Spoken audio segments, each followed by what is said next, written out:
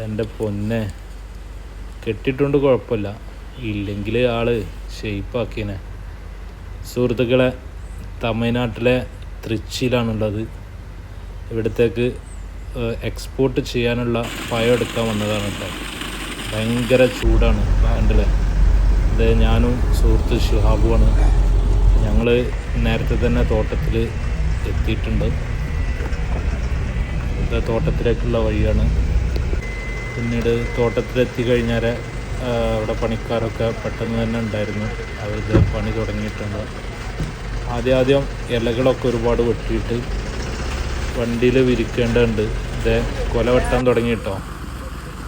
കണ്ടില്ലേ, നല്ല export quality വാഴക്കൊലകളാണ്. നമ്മുടെ മുത്തുമണിയുടെ പണി തുടങ്ങിയിട്ടുണ്ട്. ഒരു സൈഡിൽ നിന്ന് വണ്ടി വളരെ നല്ല രീതിയിൽ അലങ്കരിച്ച് കഴിഞ്ഞു. ഇനി പഴങ്ങൾ അതിലേക്ക് ലോഡ് ചെയ്യാനുണ്ട്. നമ്മുടെ കേരളത്തിലെ പോലെയുള്ള കാലാവസ്ഥയല്ല കേട്ടോ. അവിടെ ഭയങ്കര ചൂടാണ്. ഒരു വെയിലത്താണ് ഇവർ ഈ പണികളൊക്കെ ചെയ്യുന്നത്.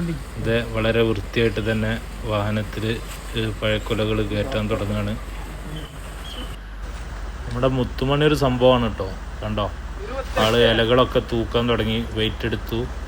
ഇനിതാ പഴക്കൊലകളൊക്കെ ഓരോന്നായിട്ട് വണ്ടിയിൽ അടുക്കി വെക്കണം.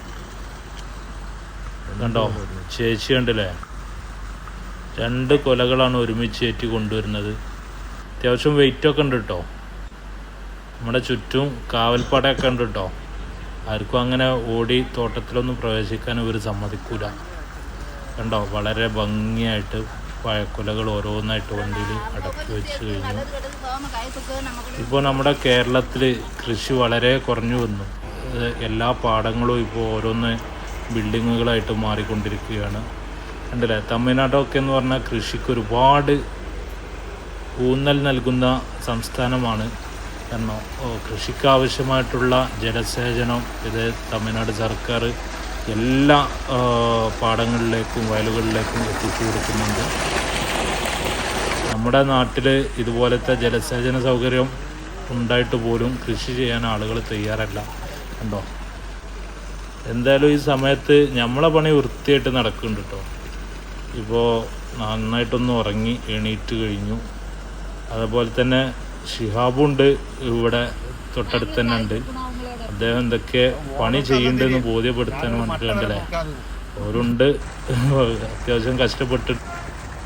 ഇവിടുത്തെ പൈപ്പിൽ വെള്ളം വരുന്ന സമയത്ത് തന്നെ ആളുകളത് ഒരു സ്റ്റോറേജ് സംവിധാനം ഉണ്ടാക്കി വെച്ചിട്ടുണ്ട്.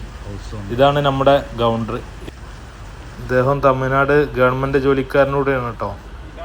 ഇത് എല്ലാ പണിയും കഴിഞ്ഞിട്ട് കെട്ടിക്കൂട്ടി പോകാനുള്ള പരിപാടിയാണ്.